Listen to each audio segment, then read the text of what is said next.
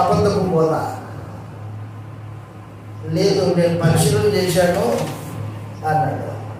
నీ పరిశీలన దేవుని గ్రంథానికి విరుద్ధమైన భావాన్ని తీసుకొచ్చి నిన్ను చెరపడానికి వచ్చింది. అది దేవుని ఆత్మ కేవలం శక్తిగా, ఆయన ఒక వ్యక్తి.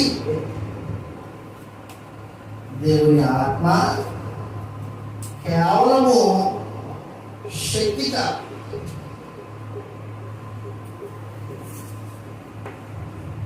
ఆయన ఒక వ్యక్తి అయితే ఉన్నాడు. ఆయన ఒక వ్యక్తి.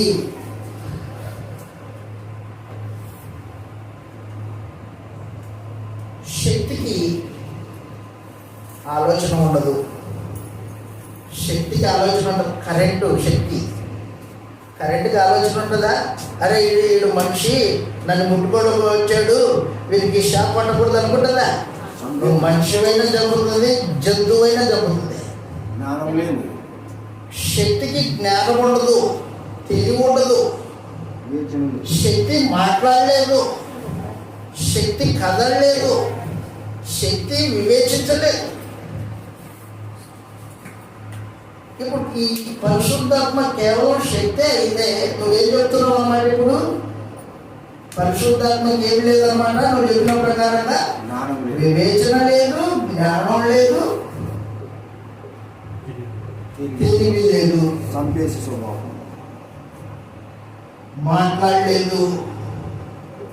ఇది కదా నువ్వు చెప్పేది. ఇప్పుడు ఎంత అబద్ధం! బైబిల్ గ్రంథంలో పరిశుద్ధాత్ముడు